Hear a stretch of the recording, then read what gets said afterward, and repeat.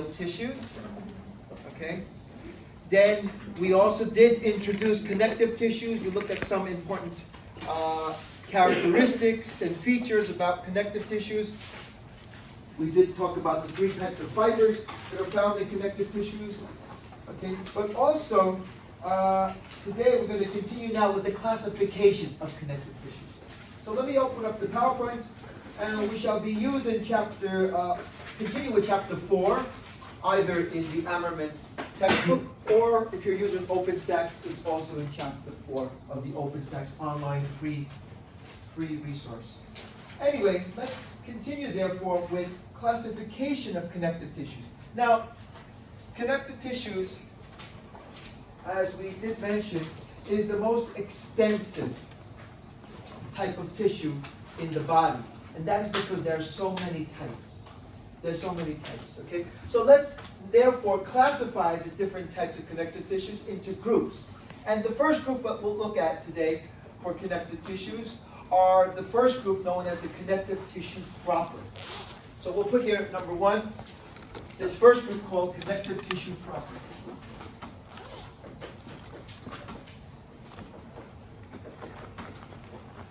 Now, connective tissue proper perhaps is the largest of all the groups. It has 6 different types. There are 6 different types of connective tissues in this group.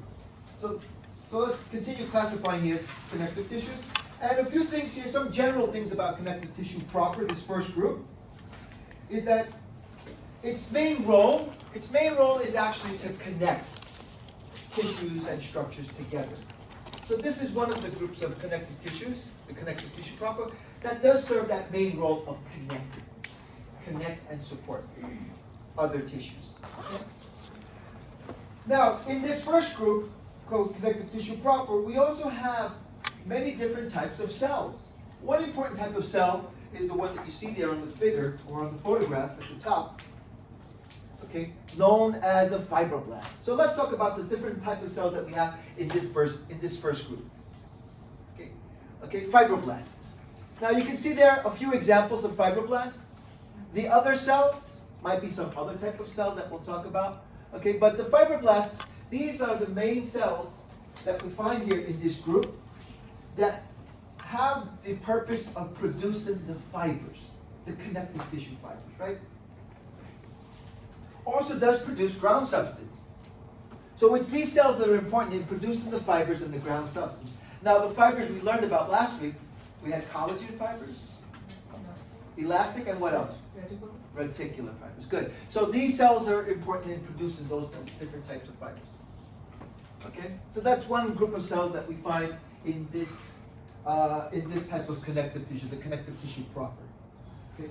Another cell that you see there that we also will find often in most of these tissues, in most of these connective tissues of this group, will be adipocytes.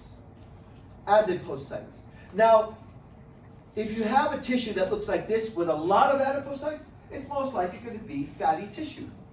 But you will find also adipocytes, not only in fatty tissue, you might find a few, very few, a little of them, a few of them, in the other tissues as well. So yes, adipocytes, these are cells that actually store lipids. That's why they're called adipocytes. Adipocytes store lipids. Lipids that we learned about, right? Like fatty acids and cholesterol and triglycerides, etc. So these adipocytes are your fatty cells.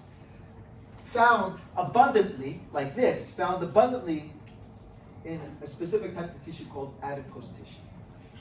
Okay, so when we look at adipose tissue, we'll see that it is characterized by having a lot of these cells.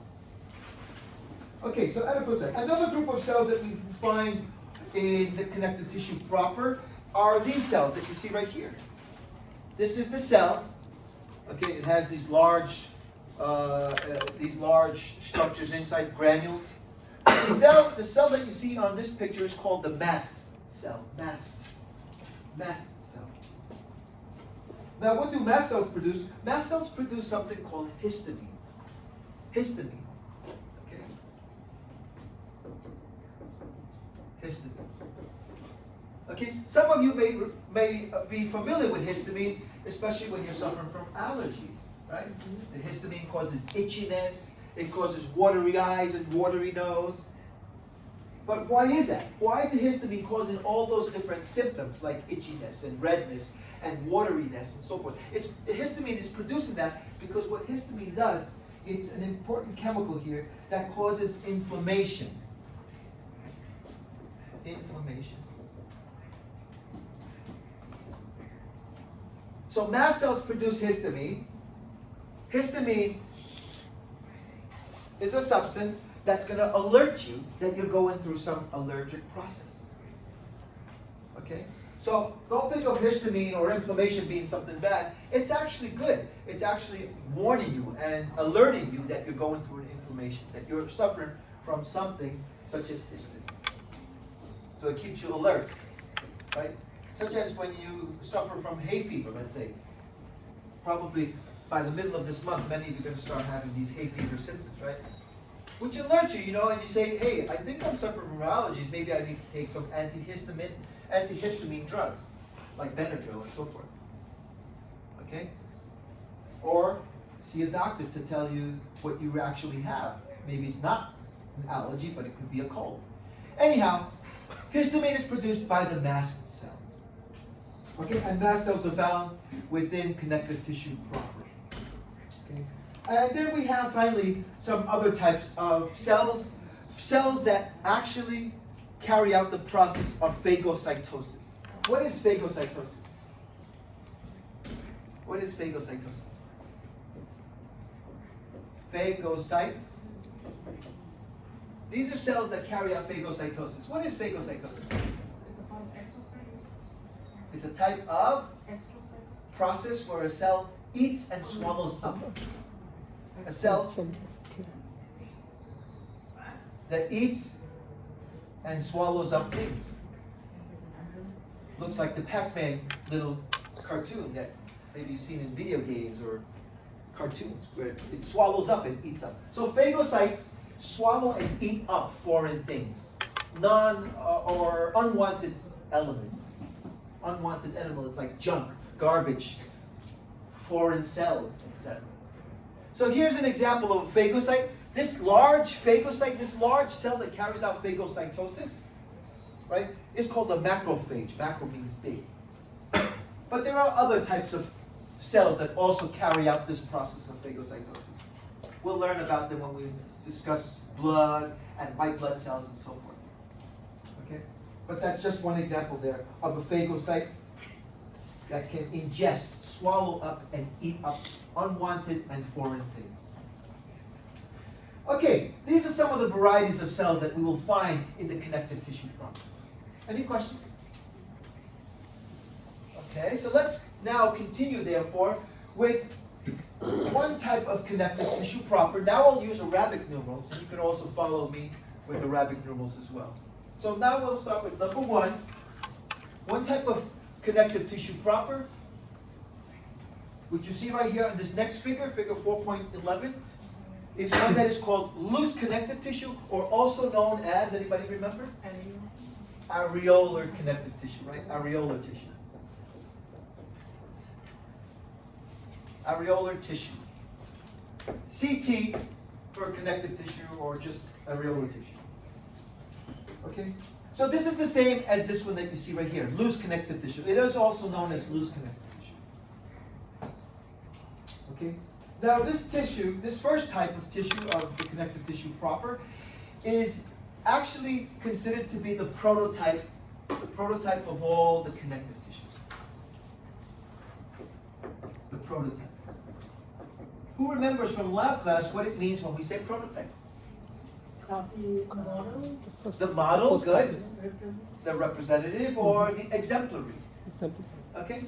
The model tissue, the representative tissue for all the connective tissues is areolar. And the reason why it is used as a representative or the model connective tissue is because areolar tissue, as you can see right here, right, is called also loose because it has plenty of ground substance. See, plenty of ground substance? Therefore, the cells are more loosely held together, right? The cells are not so close together, but more loosely arranged. Okay? And that's because there's plenty of ground substance. Also, there's variety of cells. As you can see, there's some fibroblasts there, but you do have some other cells, like these small round cells and other type of cells. You'll have most of the variety cells that we already spoke about, like fibroblasts, mast cells, phagocytes, etc. Okay, it doesn't point out the names of the cells, but this looks like a phagocyte. This looks like a macrophage. This might be some other type of cell. Regardless of it, variety of cells. And then, one other reason why it is the prototype is because it contains all three types of fibers. All three types of fibers, right? Some connective tissues mainly have one type of fiber, but this one has all three types of fibers. As you can see, there are collagen fibers here. There's elastic fibers. And there's even reticular fibers. I can see a few of them there, not labeled on the diagram, but they are also going to be present in areolar tissue. So areolar tissue, because it has so much of everything, all three types of fibers, lots of ground substance, and all types of cells, it is considered to be a great example of a connective tissue to learn more about connective tissues in general. That is why it is the prototype. Okay? Okay, so now perhaps comes your next question. Where do we find areolar tissue? We find it generally a thin sheet of areolar tissue, as you can see right here, under the epithelium of your skin. Under the epithelium of your skin. In other words, right under the epidermis, there's a very thin sheet or layer there of loose connective tissue. Okay? And as you can see here on the photograph, it kind of looks like bubble wrap. Okay? It has that very similar texture or aspect. But it's a very thin little sheet there of areolar tissue under the epidermis or epithelium of your skin. Like when someone's burned or something? Can you see it? Like If you cut yourself or burn yourself, you might be able to see it. When you peel off the epidermis, you might be able to see a very thin little sheet there called the areolar tissue. So where do we find it mainly? Mainly under the epidermis of your skin. Not much, but a thin sheet. Okay. Okay. Let's move on to the next one, number 2. Now, I'll try to follow along with the diagram that are here in the book. So the next one that you see right there is dense, irregular connective tissue. Dense, irregular connective tissue. Again, the order of these connective tissues doesn't really matter. Doesn't matter. I could start with this one if I prefer, or adipose if I prefer. But I'll follow the orders here with the picture. So we'll just go with the next one here for number 2, and that will be dense, irregular connective tissue. Now, why is it called dense, irregular? It's called, first of all, dense, irregular, because, as you can see, it's dense with a rich supply with lots and lots of collagen fibers. See, you can see lots of collagen fibers. All these are collagen fibers. However, if you look at the collagen fibers, it's dense with collagen fibers, but the collagen fibers are not arranged in any neat, orderly fashion. The collagen fibers are arranged in a random fashion. So you see all the collagen fibers? They're all mixed up there. They're all mixed up like noodle soup. Okay? So, lots of collagen fiber, but collagen fibers that are arranged randomly. That's why it's called dense and irregular connective tissue. Now, where do we find this tissue? There is one great place where we find lots of this type of connective tissue, and that is in the other layer of your skin, the deeper layer of your skin, right? A thicker, deeper layer of your skin, which we call the dermis. The dermis. So here we can see the deepest layer of skin is made of dense, irregular connective tissue that is found in the dermis of the skin. Mostly your dermis. Most of it. Now today we're going to look at skin later on. We're going to study the skin, the parts of skin, and we'll actually see that the dermis has a very thin section, but it has a thicker section there, mostly made of this type of tissue, right? So that would be one great example where we would find this type of tissue. Let's move on to another one.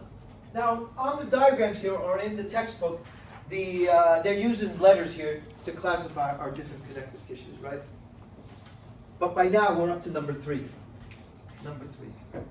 So now we can take a look at the dense regular types of connective tissues. And the first one that we have here is the dense regular collagenous connective tissue. Collagenous connective tissue. Okay? Now, why is it called dense and regular? Dense, as you can see, because it has plenty and lots of fibers, right? But not any kind of fiber. It mostly consists of parallel bundles. See right there? Parallel bundles of collagen fibers. The collagen fibers are arranged nicely into parallel fashion, into parallel bundles. Not disorderly like in the other one, but rather nice and orderly, regular fashion. That's why it's called regular. So dense and regular arranged collagen fibers. Okay? So there's an example of a piece of this type of tissue taken from an example of a place that has lots of this would be in your tendons. So example would be the tendons of your body, right? Okay. So that would be one great example. And also some of the ligaments of your body, ligaments also which are helping to hold bones together. Ligaments will also be made of dense, regular collagenous tissue. So tendons and ligaments.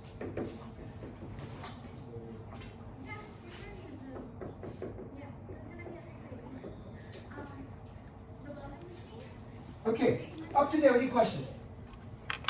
A lot of this seems like we're just repeating what we said in lab. Pretty much, yeah. So if you learned it well in lab, great. Makes it easier now to help understand these. Well, let's continue. Number 4. Okay, here on the diagram it says number 3, or C, but we'll continue here our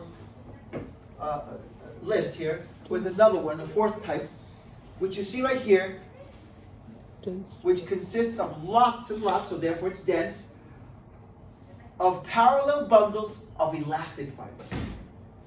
So now it's not collagen fibers, but now it's mostly elastic fibers. So we call that one dense, regular, elastic connective tissue, or elastic tissue. Okay, elastic tissue. Now some books directly just call this elastic connective tissue. Okay? Because it's the only elastic tissue that we have in this first group, in the connective tissue proper. There is, though, another type of elastic tissue, but it's specific. It's called elastic cartilage. When we look at cartilages, we'll see that there's lots of. But this one often is just simply sometimes just called directly elastic connective tissue. However, as you can see, if you put the whole word, dense, regular elastic tissue, it helps you to understand and remember that it consists of lots and lots of parallel bundles of elastic fibers. So now you see why it's called dense, regular elastic tissue, or elastic connective tissue. Sorry. Okay? Does this one also contain fibroblasts or no? Yeah, most of these, I mean, do I see any fibroblasts here? I don't really see many. That's because it's dense with so many fibers. It will have elastic fibroblasts. There will be fibroblasts. But as you can see, not as many. I don't see any on this picture alone. But maybe other samples you might see too. So because it's a lot more fibers, there'll be a lot lesser cells. The dense tissues are going to have a lot more fibers than cells. But they will have cells as well. Now, that will be the dense regular elastic tissue. Where do we find this? An example, as you can see, there's taken from that large blood vessel there. Okay, from the wall of your blood vessels. So in the walls of your blood vessels is where you'll have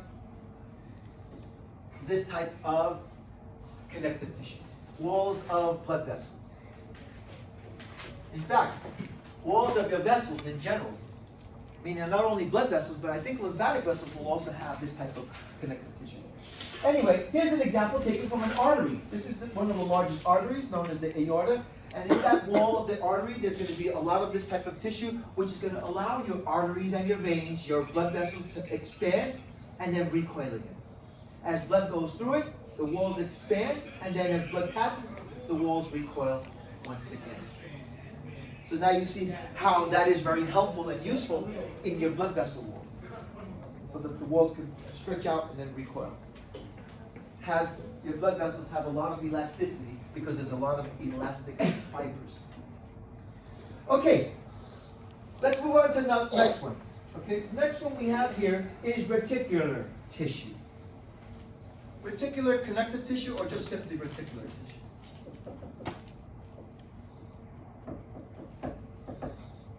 Reticular connective tissue, okay?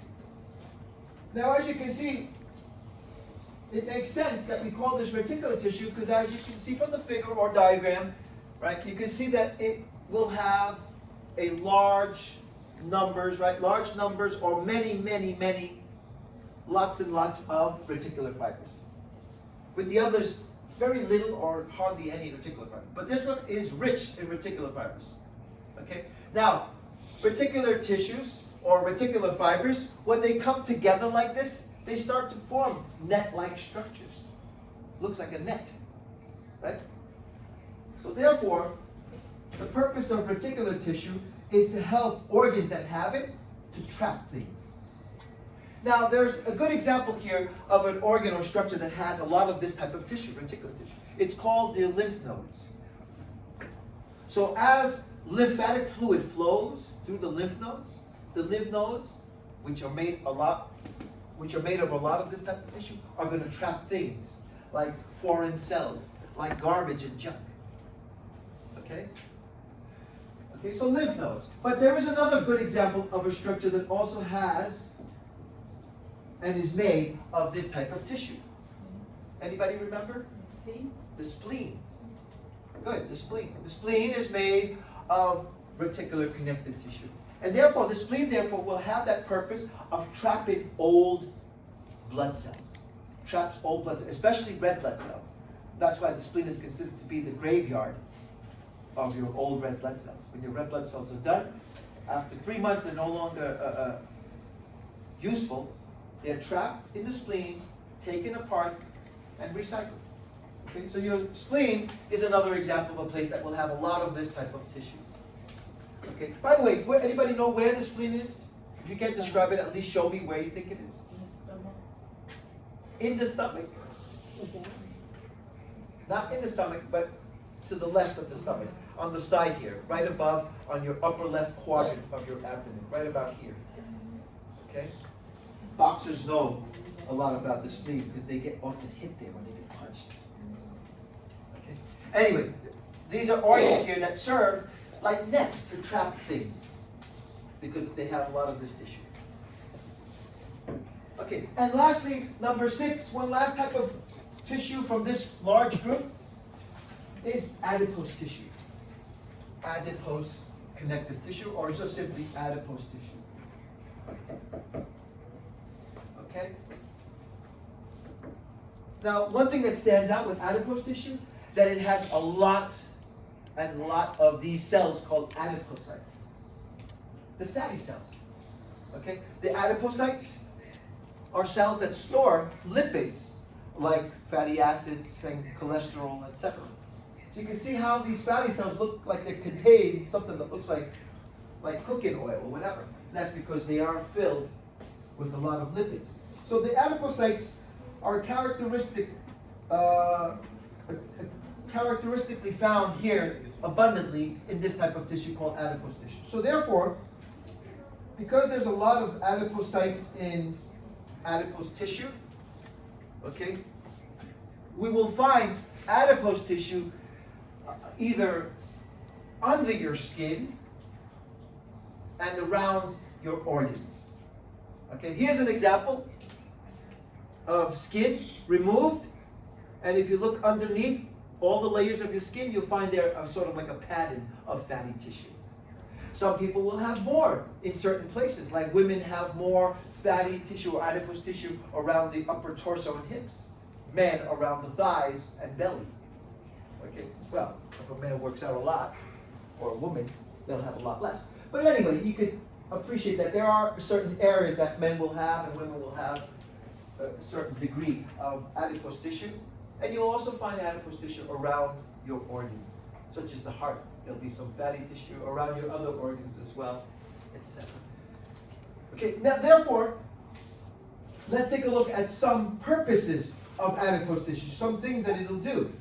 One thing that it's important for is that it insulates your body. Insulation. In other words, keeps you warm. Animals that have a lot of adipose tissue, like whales, seals, okay, walruses, they have a lot of more fatty tissue than we have as humans. Will keep them warm and insulated in the winter weather and cold places that they live. In the Arctic, when it's negative 100 degrees in some places. Anyway, keeps them warm. Insulation. In humans, not as much, but in some animals, they depend on that. Okay. Another important thing, because it is like a padding. It's kind of like a padding under your skin. It will serve for shock absorption. Shock absorption. Okay, love handles? I don't know if that would be true, but shock absorption. A baby falls, right? It has a lot more fatty tissue. Falls and it doesn't get hurt as easily. It'll cry because it's afraid, but it won't get as hurt. When you fall, when you hurt, you bang yourself against something, that fatty tissue is protecting you by absorbing shock. Okay? Absorbing shock and also cushions your body, right? Mm-hmm. Therefore, providing some form of protection as well. Protection. Okay? And one last thing that also adipose tissue will serve is that because it has a lot of lipids, what can it provide if you need it? Energy, right? It's an energy reserve. Reserve of fuel. So when your body needs energy, you haven't had food for a while, it starts burning the fat that is contained within the adipose tissue. So energy reserve. So lots of important things that that adipose tissue is helpful for. Okay, so that's the first group, the connective tissue proper. Any questions?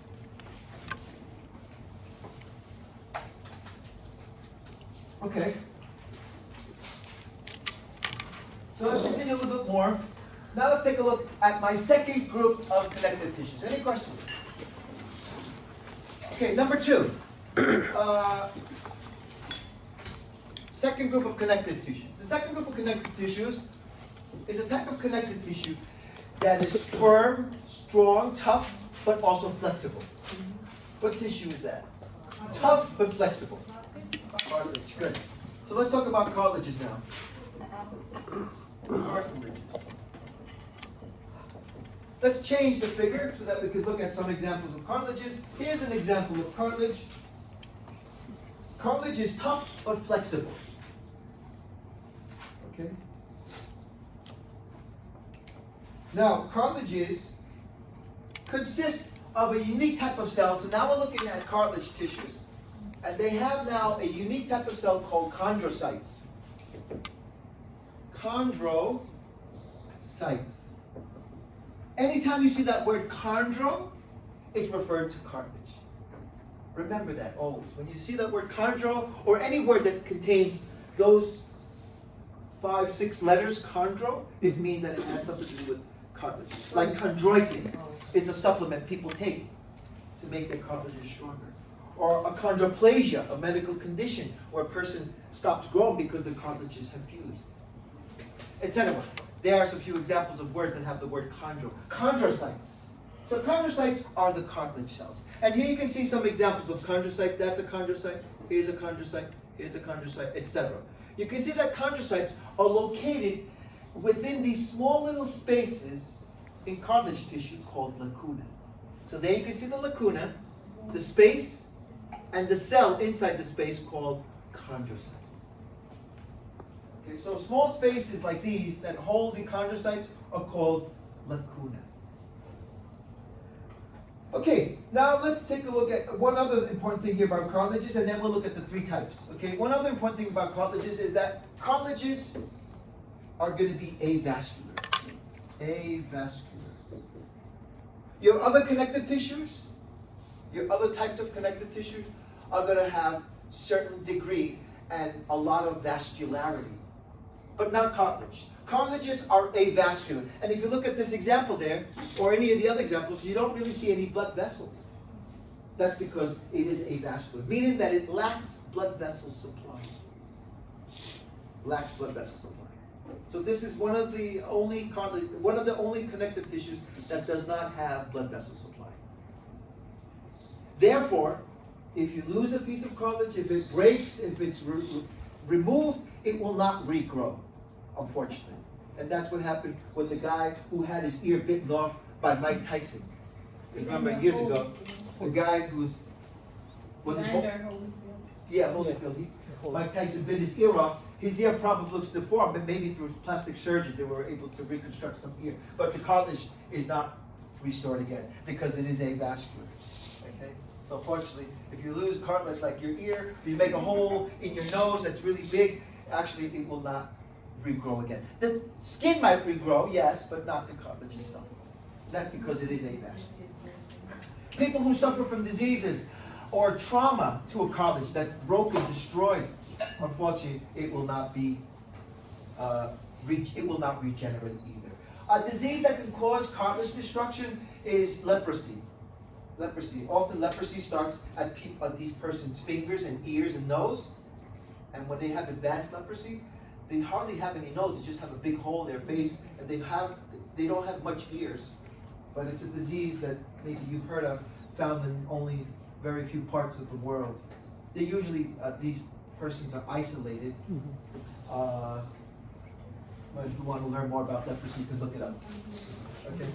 Anyway, leprosy, by the way, is caused by a bacteria. So that you'll learn about in microbiology class. Anyway, cartilages. So now let's look at the different types of cartilages. Now here's one type of cartilage. Number one important type of cartilage is called hyaline cartilage. Leprosy, by the way, is a very ancient disease. Ancient. It exists all over the world, in Asia, in Africa, in Latin America, in islands in the Pacific, and even some places in Europe. But mostly in the Pacific Islands, some of them have it. Africa, Asia, Latin America. There's some colonies. They form colonies where only medical specialists can go visit them. Okay.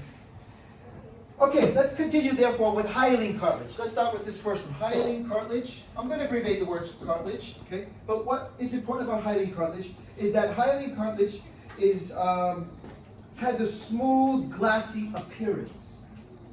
Here are some examples of places where you can find hyaline cartilage.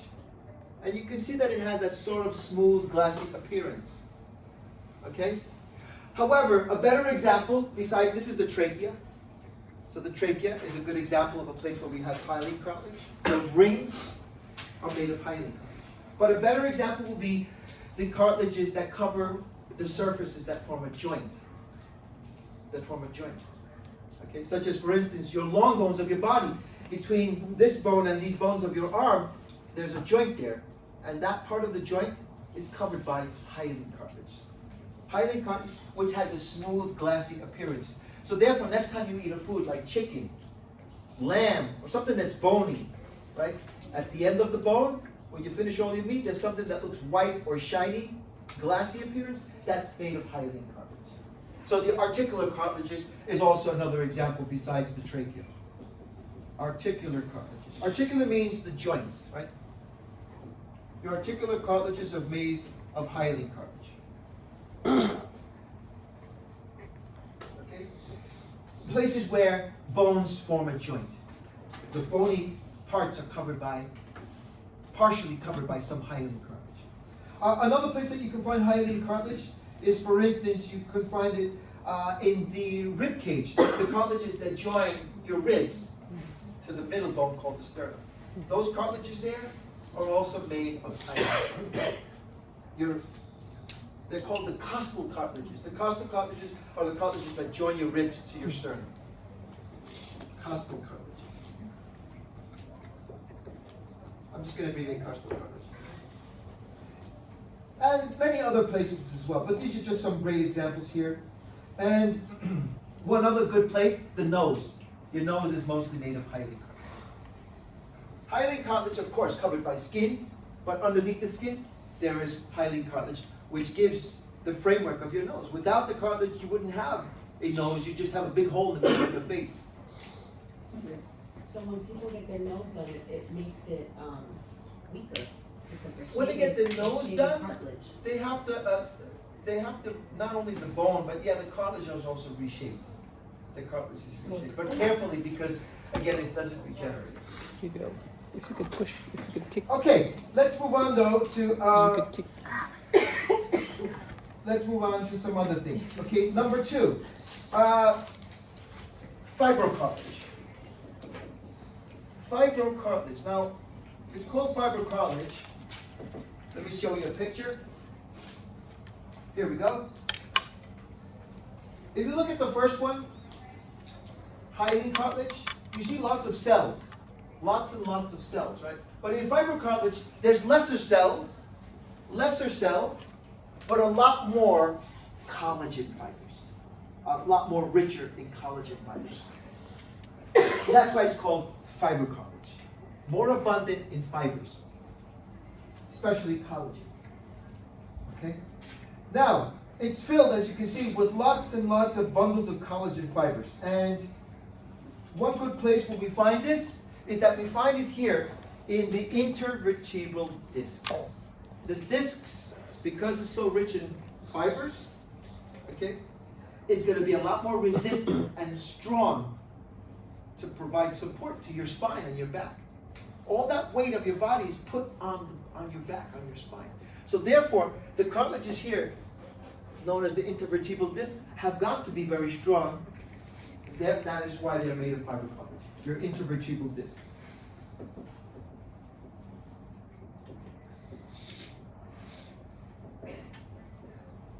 Okay? So yeah, that would be one great example of a place that contains fibrocartilage. Okay? Provided lots of support, resistance to that weight on your spine. When a connective tissue is torn or something that's rich in collagen, after a certain age, you don't produce collagen. So what happens? Well, what happens is you can produce fibers, produce collagen fibers, but you will not be able to regenerate the cells that are lost. The cells that are lost, right? The cartilage cells, right? Their cartilage tissue is avascular. It will not, regenerate, and that is the reason why people who suffer from intervertebral disc problems like crushed discs, broken discs, herniated discs, or from trauma, really they suffer from so many back and spine problems that it's very difficult to provide some type of restore that tissue again. Like arthritis. So they might have to in the depend. knee. Oh yeah, that's another example. So why cartilages are more difficult to treat. Okay, now let's move on to one last type of cartilage. Anybody have an idea which is the last type of cartilage? Number 3? Number 3 would be elastic cartilage. Very good. Elastic cartilage. I'm just going to abbreviate cartilage. Okay, let's move on to the next picture. And there you can see elastic cartilage. And why is it called elastic cartilage?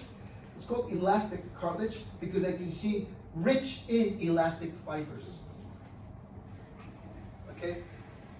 A lot more richer, you can see there, richer with elastic fibers. Okay? Whereas the others didn't really have much elastic fibers, but this one has a lot more abundant elastic fibers.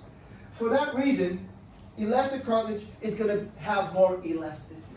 It'll stretch out more and recoil again. Okay? Because it is abundant in elastic fibers. Now, one example of a place where we have elastic cartilage is right there, the epiglottis. That very flexible structure here, that very flexible structure that we have there in our throat, is very flexible because it has a lot of its elastic cartilage that when you're breathing, it opens, and when you swallow food, it closes very quickly, like a lid that does this. Okay? So it has a lot of flexibility because it has a lot of these fibers. Okay? But there is, however, one other example. Let's call it, by the way, the epiglottis. The epiglottis is that lid that prevents food from going down into your respiratory tract. We'll learn about that structure in the respiratory system. Anyway, there is one other good, and probably even a better example of elastic cartilage, and that's the cartilage that you find where? Yeah. In your ears, right? You pull it, you let go, and it recoils again. Okay, so in your ear, you find in this part of the ear, that part that's sticking out of the side of your head, that contains a lot of elastic cartilage. Okay, questions about cartilages? Okay, good. So let's move on now to another group of connective tissues. Now the next group of connective tissues we'll look at more specifically when we start to study bones. But I will just introduce one or two important things about bone tissue, right? Number 3, Roman numeral 3, bone tissue, or simply bones. Okay, so we're concluding with our list of connective tissues. Connective tissue proper, cartilages, bones, and then we have one more. Now, as you can see from bone there, we'll discuss it in more detail when we study bones. Probably begin already by Friday or next week. Anyhow, bones, this is a type of connective tissue that is a lot more harder, right? It has a hardened extracellular matrix, right there, bone extracellular matrix. A hardened extracellular matrix, right? Because bone has to provide support, right? Support, right? So it has to be strong and tough. A hardened extracellular matrix. But what else do we find in bone? We find this type of cells that begin with the word osteo. So anytime that you see the word osteo, it has something to do with bones. Osteo, right? Osteo means bone. So we do have different types of osteo cells. We have osteoclasts, osteoblasts. We're going to learn about those when we study bones. But one cell that I will mention are the osteocytes. The osteocytes. These cells that you see here on the pictures are called osteocytes. Okay, the other cells we'll look at more specifically when we study bones. But osteocytes are important. It's because osteocytes are the cells that deposit minerals like calcium into your bone tissue. And that's what helps to make your bones tough and strong, right? Okay? So the osteocytes. The other cells, again, we'll learn about later on when we study bones. But as you can see, a hardened extracellular matrix, hardened because it has lots of calcium, calcified. And then the osteocytes that are deposited in the minerals. Okay? Some purposes of bone tissue, by the way, we can look at the purposes of bone tissue. Bones provide support, protect your organs. Okay? Protect your organs. They store calcium. So much of your calcium in your body is stored in your bone tissue. Stores calcium. And lastly, your bone marrow. Your bone marrow, now I don't have a picture there for bone marrow, but we will learn about that when we study bone. The bone marrow does produce blood cells, produces blood cells. Your bone marrow produces blood cells. So there you have not just support, but also a lot of other things that bones can do. Any questions about bones? So those few things we'll just mention here for bones. And lastly, one last type of connective tissue group. Anybody remember? Blood. Very good. Blood.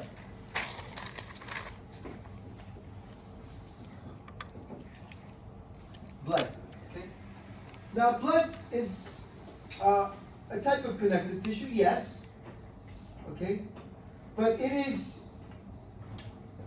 different from most of the other connective tissues in that it has a fluid-like extracellular matrix that we refer to as blood plasma. Blood plasma. This is the fluid extracellular matrix of blood. Blood plasma. Blood plasma is very fluid-like, and you're familiar with blood. Everybody has bled before. But it's very fluid-like because it doesn't have fibers. There are no fibers in blood. No protein fibers. It can have fibers. If it had fibers, your blood would get stuck and it wouldn't flow. So as you can see from the photograph and diagram, you see that there are no fibers in blood. So this is one type of extracellular matrix, right, that lacks fibers, protein fibers. But the fluid itself of blood is called blood plasma. Now, just like any other tissue, there must also be cells. However, the cells of blood are referred to as formed elements. These are some examples of formed elements. All of these examples that you see here are examples of formed elements. Why don't we call them blood cells? We don't call them blood cells because there are one group here that actually is not even a cell. The platelets. The platelets are not actually cells. But for that reason, we will just simply call them the formed elements. So blood consists of blood plasma and formed elements. And that's as much as I want to discuss about blood. We will look at blood more specifically when we start to study blood in a few more weeks. Okay? But just to introduce blood, because it is one type of connective tissue. Can you just say again, the formed elements, what is that? The formed elements That's what are it the is. cellular structures like these, or even these things called platelets that are found in your blood. Like red blood cells, white blood cells, and platelets. So we'll more simply call them formed elements because one of these is actually not even a cell. It's called the platelets. Okay, questions about the connective tissues. So these are your four groups of connective tissues: connective tissue proper, cartilages, bones, and blood. Okay? So that's, as you can see, connective tissue is a wide variety of tissues throughout your body. But then we do have two other tissues in the body: muscular, and lastly, nervous tissue. Okay, so let's look at very quickly muscular. We're not going to discuss muscular in too much detail. Muscle tissue we will discuss when we start studying muscles in a couple more weeks or so. Okay, but muscle tissue. Muscle or muscular tissue.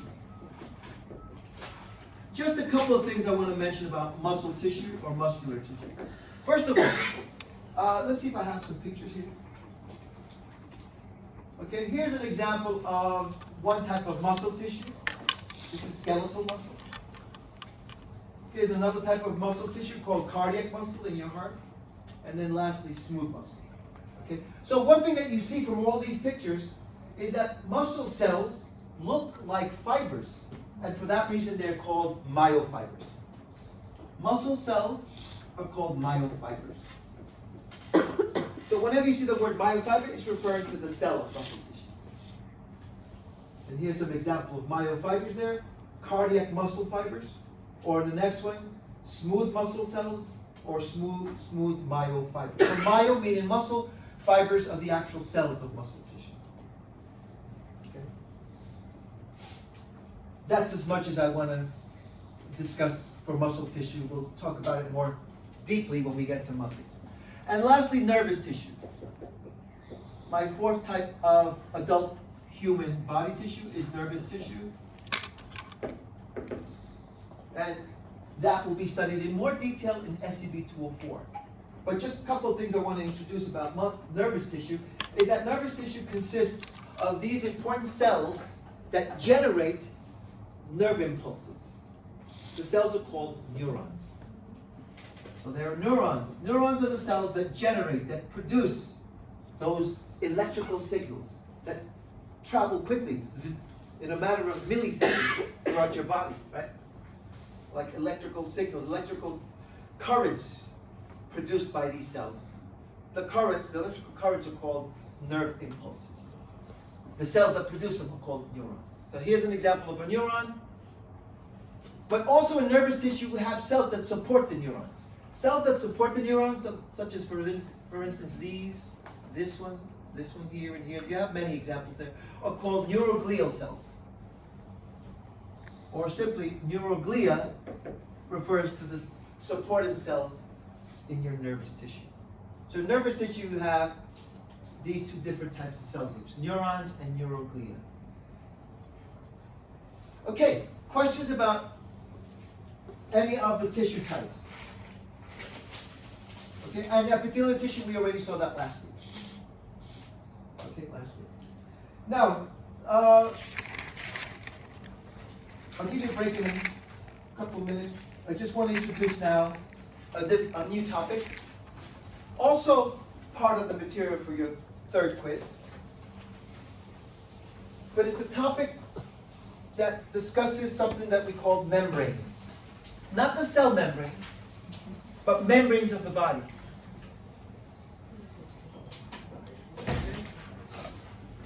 So we have actually 4 different important membranes throughout our body. 4 different membranes.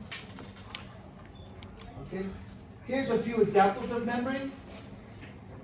And then a few more. Okay? So, what are membranes? Membranes are sheets. Sheets made of one or more than one type of tissue. Sheets made of one or more types of tissues. Okay. They line body surfaces and cavities. They line body surfaces and cavities. In other words, they either line it or cover surfaces of your body and cavities as well. Line body surfaces and cavities. Okay.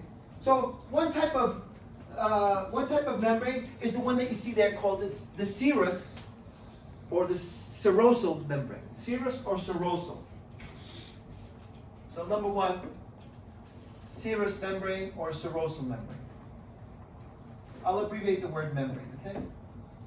Now, a few things about serous membranes. As you can see, serous membrane consists of 2 different types of tissues. There is epithelium, which is the one that you see there called mesothelium. Mesothelium is the specific epithelium of serosal membranes or serous membranes. But then there's also connective tissue. So there's 2 different types of tissues, epithelial tissue and connective tissue in serous membranes. Okay, so serous membranes have 2 different types of tissue, epithelial and connective tissue. Now another important thing about serous or serosal membranes is that they will line cavities that are enclosed from the external environment. Cavities that are sealed off from the external environment. Line cavities that are sealed or closed off from the external environment. Sealed off. So here's some examples of serosal membranes or serous membranes that cover or line some cavity, like the membrane that you see here called the pleural membrane. The pleural membrane is a serosa. A serosa that encloses a cavity where your lungs are located. Okay? The cavity is sealed off, closed off, that if that cavity or the pleural membrane ever got punctured, either by a knife stabbing or a gunshot or some type of trauma, it would now be exposed to the external environment and get contaminated. So these cavities that are sealed off, like the serous membrane, which seals off a cavity, example, the cavity that holds your lungs is called the pleural cavity, right? The membrane itself is called pleura, okay? Is a serous membrane. Another example is that cavity that holds your heart. The cavity that holds your heart is sealed off by a serous membrane called the pericardium. Again, would look similar to this, except that it's found here around the heart. So around your heart, which is right about here, there's a small cavity which is covered by a membrane, a serous membrane called pericardium. And then there's one more, a larger one, that actually lines your whole abdominal cavity. This one is much bigger now. Lines your whole abdominal cavity, right? Anybody know what it's called? It's called peritoneum. Peritoneum. It's a serous membrane that lines your abdominal cavity, again, sealed off from the external environment. So all these cavities that are sealed off from the external environment protect structures like organs, right? But also are are cavities that are going to be sterile cavities, because it has no communication with the external environment. Sterile environments, right? These are all sterile. That if anyone ever suffered trauma or opening to one of these cavities, it would get contaminated right away. Such as one thing that can happen, a person who has a gunshot or a stab wound in the abdomen can get infected and spread very quickly. So it has to be, the person has to be taken to surgery right away. Okay? Because these cavities are sterile environments. Sterile because they're sealed off from the external environment. So a good example would be the abdominal cavity, sealed off. Right? Now, these different serous membranes contain a fluid. That is called a serous fluid. Contains serous fluid. Together, the membrane and the serous fluid,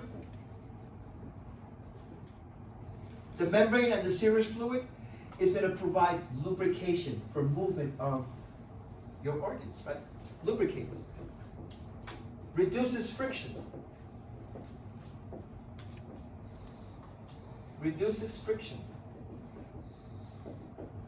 So meaning, if I do this with my abdomen, there's very little friction there because I have it protected by fluid and also by the membrane itself, right? Same thing with your lungs. Your lungs are continuously expanding all day long, expanding and recoiling. But there's very little friction there, as long as you have the membrane there, which is filled with fluid as well. The fluid provides lubrication. Okay, and your heart continuously pumping like this. Without fluid or without these membranes, there would be constant friction that it would rub against the walls of the other organs and cause damage and pain and suffering. So the purpose of the fluid and the membrane is to reduce friction by lubricating. Okay, let's take a look at another membrane. The next membrane that you see there, we'll just follow this order right here. Number 2, or letter B, would be the synovial membrane.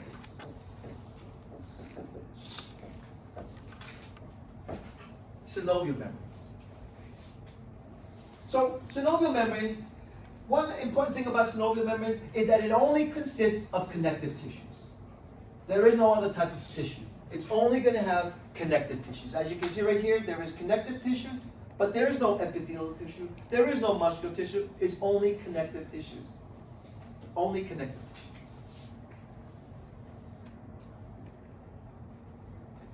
tissues. Okay? Whereas with serosa, we said we had epithelial tissue called mesothelium and connective tissue. But here, we're only going to have connective tissues. Okay? Now, where do we find synovial membranes? It's called synovial membranes because we find these membranes surrounding the joints that have a cavity, like this. This is a joint that has a cavity. A joint with a cavity that is lined by a synovial membrane. So synovial membranes are found in movable joints. Surround your movable joints. That's why it's called synovial. Movable joints. And that example that you see there, it could be the knee, it could be the elbow, it could be even the, in between the bones of your fingers. But there you can see a cavity there, a space in the joint, and that cavity or space is lined, as you can see right there, by a synovial membrane. So in your movable joints. Do we find any fluid in there as well? Yes, there is fluid in there. The fluid that's in the synovial joint is called synovial fluid. A fluid that also provides lubrication. Lubricants. With fluid. I'm going to put there with fluid. The fluid which lubricates. Okay, so therefore you're able to do this with your joints, your movable joints. And if you do have friction, if you do have pain doing these things, you might need to see a specialist to see why you have pain. Is it the cartilage is worn off, or you don't have enough fluid? And that's what happens many times in athletes. Okay. They cannot do nothing. They can do something. They actually inject artificial fluid into the joint. I don't know if it's good after many times, but it will relieve for a while. But If you have that problem, check with your doctor what other options are there, maybe surgery. The knee. Hmm? You're gonna change the knee? But it depends on the problem. It depends. If the problem is that the cartilage is worn out, then that's going to be difficult to treat, but there are treatments. If it's because the fluid or the membrane here is ruptured, then there are different solutions for that. So it depends on the actual problem, if it's a knee joint or whatever. Okay, so that would be the movable joints that have synovial membranes. Next, the mucosal membrane or mucosa. Number 3. Mucous membrane, mucosal membrane, mucous membrane, or mucosal membrane. Okay? Let's just finish up with that one, and then after the break we'll continue with skin and cutaneous membrane. Anyway, mucous membrane. Now, mucous membrane, this one lines, cavities, and passageways that communicate with the external environment. Lines, passages, and cavities. Passageways or passages and cavities that are continuous, that communicate to the external environment.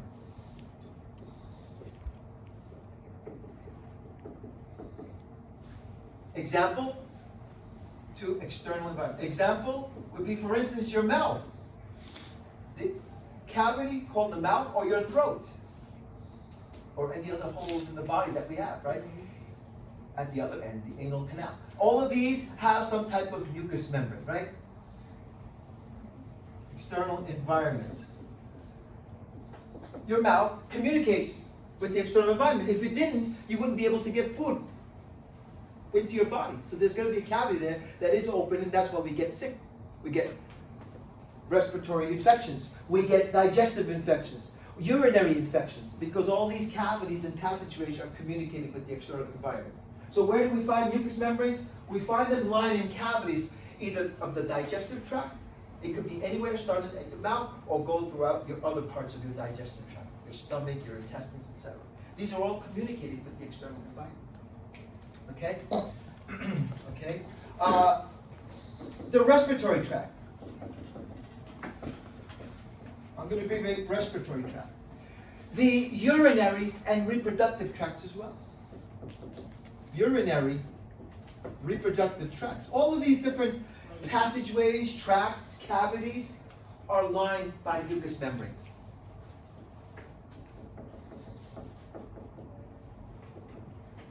Okay?